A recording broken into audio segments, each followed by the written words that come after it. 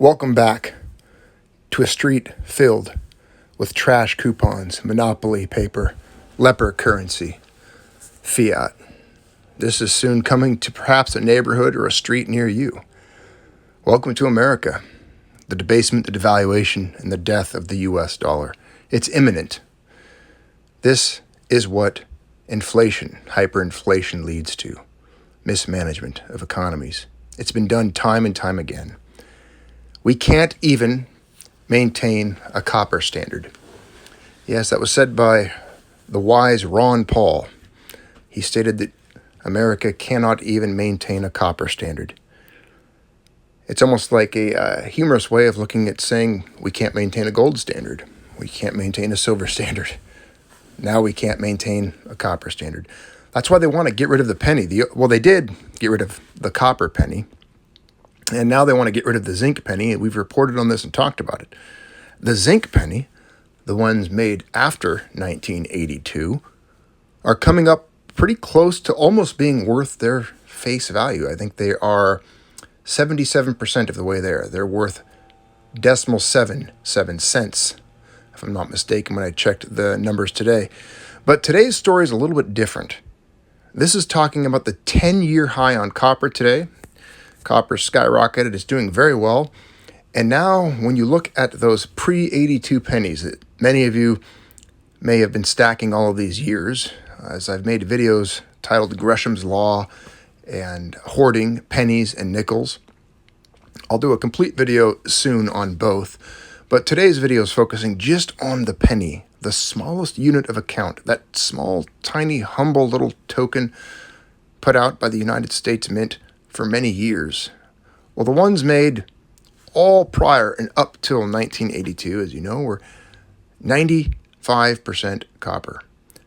Now, other than the steel pennies, of course, that were made during World War II, and then, of course, the one artistic counterfeit that was made that was pure gold. That's an interesting story. You should look that up sometime. Perhaps I'll do a video on it.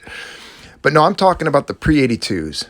There's millions of them. You get them in your change every day. The other day I posted a story because I was excited. I actually found one in a parking lot, and I picked it up and I put it in my pocket. Well, it's starting to pay off, little by little. You know, people laugh. Some people make fun of me. I've heard all the jokes. It's okay. Hey, it's funny now, right? But they're worth 277% of their face value. It's the quickest 277% return you will ever make. If you had the ability to go to the bank and give them a $100 bill and receive $100 in pre-82 pennies, you would in fact be receiving $277 worth of copper, already minted, already coined, of a guaranteed purity of 95%.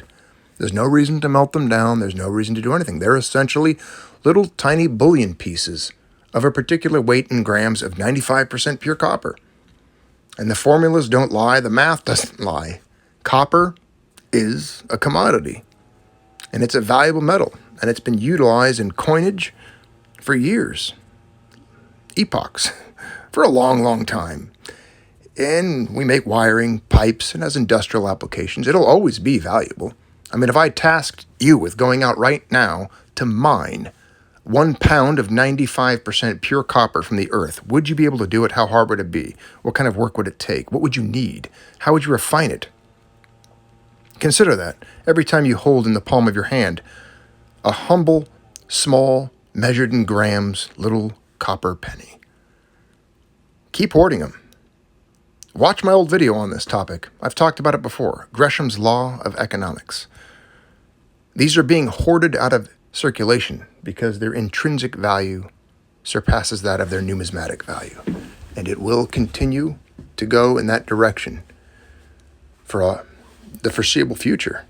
As the dollar declines, as it's further debased and devalued over time, the penny will outlast it. These will hold more value than US dollars in the future. That's a fact.